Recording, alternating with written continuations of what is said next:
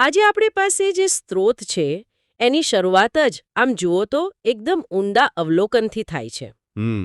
અને એ એવી વાત છે જે કદાચ આપણે બધા અનુભવીએ છીએ. બિલકુલ. કે આ સંસાર મતલબ દુઃખ, ચિંતા, બંધનો આ બધાથી ભરેલો છે. સાચી વાત છે.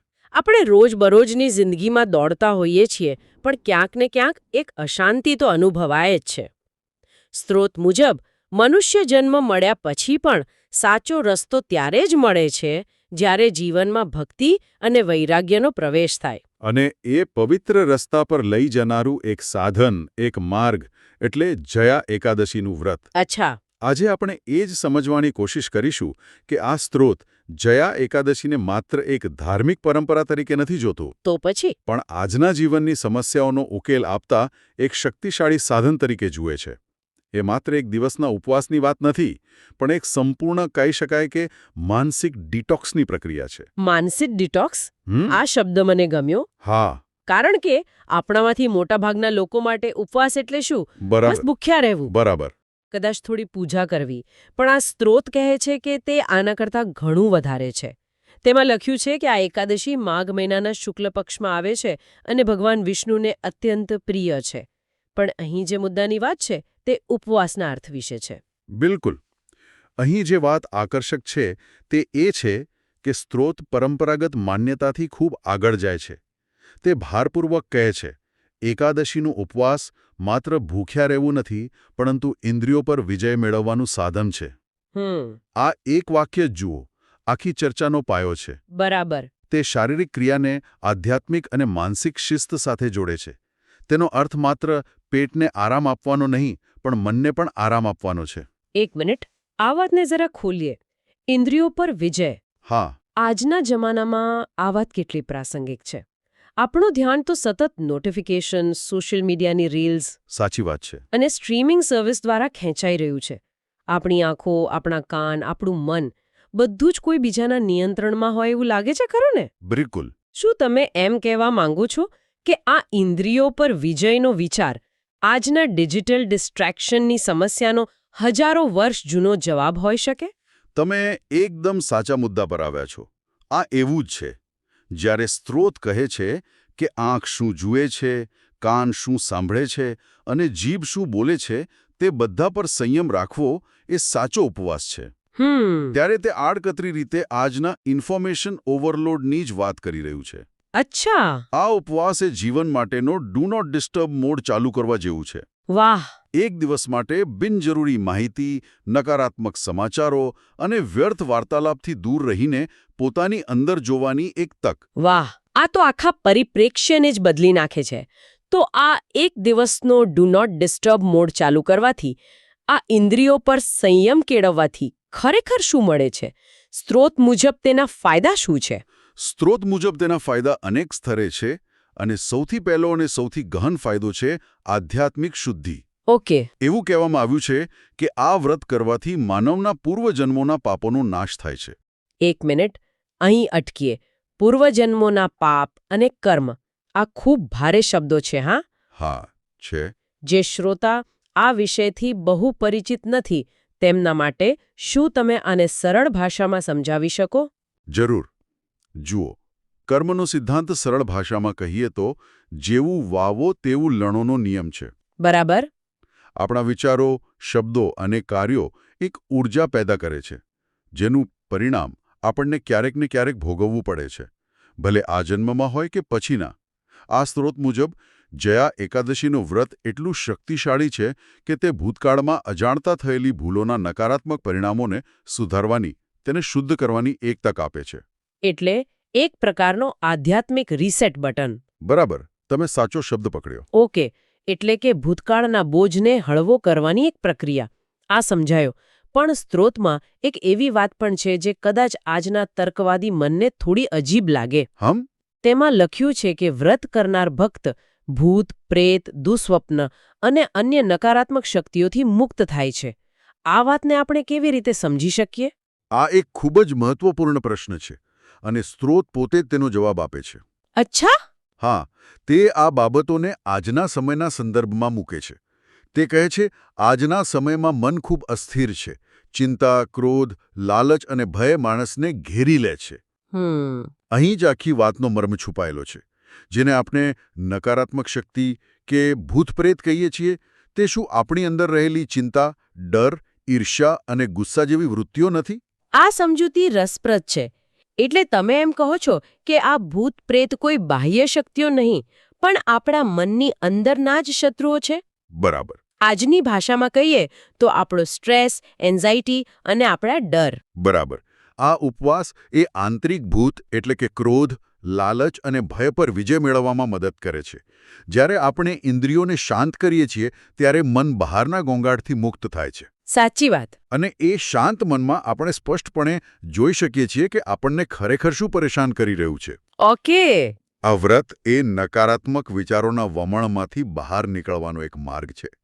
તે મનને શાંતિ, સ્થિરતા અને એક પ્રકારનું માનસિક કવચ પૂરું પાડે છે. આ તો મન અને આત્માની વાત થઈ, જે ખૂબ ઊંડી છે. પણ મને હંમેશા એ જાણવાની ઉત્સુકતા રહે છે કે આપણા પૂર્વજો જે પણ કરતા તેમાં શરીર અને વિજ્ઞાનનો પણ વિચાર રહેતો. ચોક્કસ.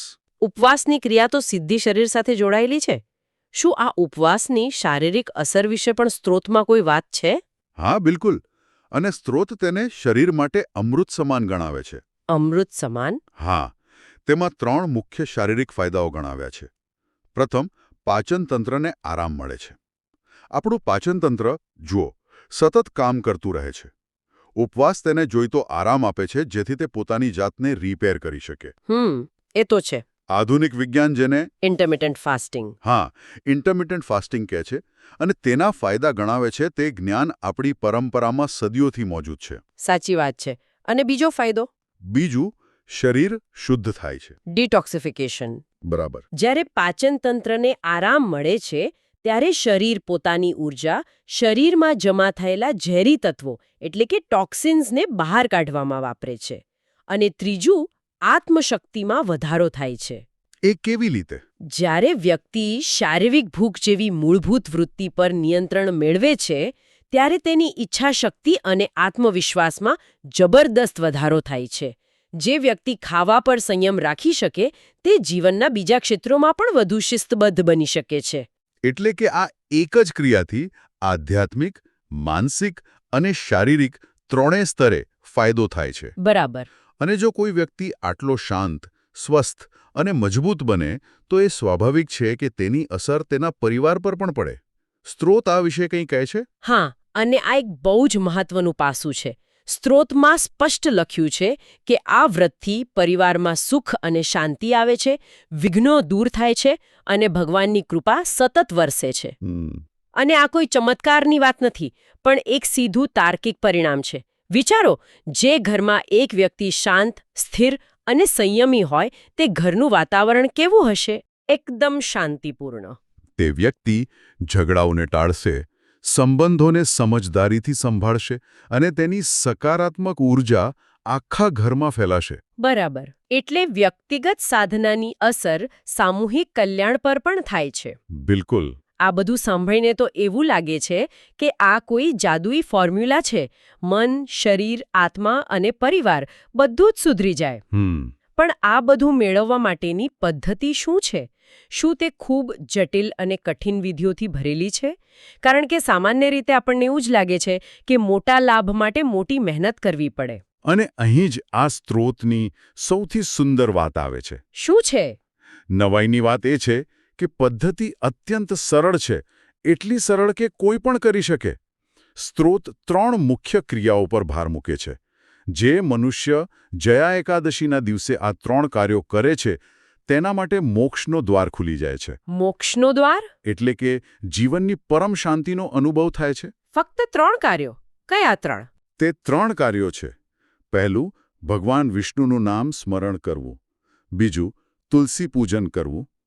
અને ત્રીજું, ઉપવાસ રાખવો, જેનો સાચો અર્થ આપણે હમણાં જ સમજ્યા. ઇન્દ્રિયો પર સંયમ. બરાબર. બસ આટલું જ? નામ સ્મરણ, તુલસી પૂજન અને ઉપવાસ? હા, બસ આટલું જ. આ તો કોઈ પણ સામાન્ય વ્યક્તિ પોતાના ઘરે કરી શકે છે. આના માટે કોઈ મોટા આયોજન કે ખર્ચની જરૂર નથી. આ તો એક રીતે આધ્યાત્મિક લોકશાહી જેવું છે, જ્યાં દરેકને સમાન તક મળે છે. તમે બહુ સારો શબ્દ વાપર્યો, આધ્યાત્મિક લોકશાહી. આ ક્રિયાઓની સરળતા એ જ સૂચવે છે કે આધ્યાત્મિક ઉન્નતિ માટે જટિલ યજ્ઞો કે કઠોર તપસ્યા કરતાં શ્રદ્ધા અને સાચો ભાવ વધુ મહત્વપૂર્ણ છે. ચાલો આ ત્રણે પાછળનું તર્ક સમજીએ. નામ સ્મરણ શું કરે છે? એ મનને સતત ભટકતા વિચારોમાંથી પાછું વાળીને એક કેન્દ્ર પર સ્થિર કરે છે. એક પ્રકારનું મેડિટેશન. બરાબર. અને તુલસી પૂજન, તેનું શું મહત્વ છે? તુલસી પૂજન માત્ર એક છોડની પૂજા નથી. તુલસીને શુદ્ધતા, પવિત્રતા અને આરોગ્યનું પ્રતીક માનવામાં આવે છે. આયુર્વેદમાં પણ? હા, આયુર્વેદમાં તેને સર્વશ્રેષ્ઠ ઔષધિ ગણવામાં આવી છે. તેથી તેની પૂજા કરવી એ પ્રકૃતિ સાથે જોડાવાનું, શુદ્ધતાને જીવનમાં અપનાવવાનું અને પોતાના શારીરિક સ્વાસ્થ્ય પ્રત્યે સભાન થવાનું પ્રતિકાત્મક કાર્ય છે. અને ત્રીજું, ઉપવાસ. હા, ઉપવાસ, જે આપણી ઈચ્છાશક્તિને મજબૂત બનાવે છે અને આપણને આપણા શરીર અને મનના માલિક બનાવે છે. આ ત્રણેયનું સંયોજન વ્યક્તિને સંપૂર્ણ રીતે શુદ્ધ અને સંતુલિત કરે છે. એટલે કે સ્ત્રોત મુજબ આ ત્રણ સરળ ક્રિયાઓ દ્વારા વ્યક્તિ સંસારના બંધનોમાંથી, પોતાની અંદરની નકારાત્મકતામાંથી મુક્ત થઈ શકે છે અને જીવનને ખરેખર પવિત્ર અને આનંદમય બનાવી શકે છે. એકદમ સાચું. આનો મૂળ સંદેશ એ છે કે મુક્તિનો માર્ગ દરેક માટે ખુલ્લો છે, ભલે તેની સામાજિક કે આર્થિક પરિસ્થિતિ ગમે તેવી હોય. શ્રદ્ધાપૂર્વક કરેલું એક નાનું સરળ કાર્ય પણ જીવનમાં મોટું પરિવર્તન લાવી શકે છે. તો આજના આપણા આ વિશ્લેષણમાં આપણે જોયું કે કેવી રીતે જયા એકાદશીને આ સ્ત્રોતમાં માત્ર એક ઉપવાસ તરીકે નથી જોવામાં આવી. માંથી મુક્તિ મેળવવાના એક સંપૂર્ણ માર્ગ તરીકે રજૂ કરવામાં આવી છે. આ એક હોલિસ્ટિક વેલનેસ પ્રોગ્રામ જેવું છે, જે આપણી ઇન્દ્રિયો પર વિજય મેળવવાની વાત કરે છે. બરાબર. અને જે આધ્યાત્મિક, માનસિક, શારીરિક અને પારિવારિક સ્તરે લાભદાયી છે. અને આ બધું પ્રાપ્ત કરવાનો માર્ગ ખૂબ જ સરળ બતાવ્યો છે. ઉપવાસ, ભક્તિ અને નામસ્મરણ. આ સ્ત્રોતનો અંત પણ એક ખૂબ જ સુંદર અને ઊંડા અર્થવાળી પ્રાર્થના સાથે થાય છે. કઈ પ્રાર્થના? ભગવાન શ્રી કૃષ્ણ આપ સૌને ભક્તિ, વૈરાગ્ય અને સુખ આપે. આ અંતિમ વાક્ય ઘણું બધું કહી જાય છે, કારણ કે તે ત્રણ એવી વસ્તુઓને એક સાથે મૂકે છે જે આપણને કદાચ વિરોધાભાસી લાગે. હા, ભક્તિ અને સુખ તો સમજાય, પણ વૈરાગ્ય અને સુખ? સામાન્ય રીતે આપણે વૈરાગ્યને ત્યાગ અને દુઃખ સાથે જોડીએ છીએ. અને અહીં જ આપણા સૌ માટે એક વિચારવા જેવો પ્રશ્ન છુપાયેલો છે. આ સ્ત્રોત ભક્તિ અને વૈરાગ્ય એટલે કે દુનિયાવી વસ્તુઓથી અનાસક્તિ એને સીધા સુખ સાથે જોડે છે.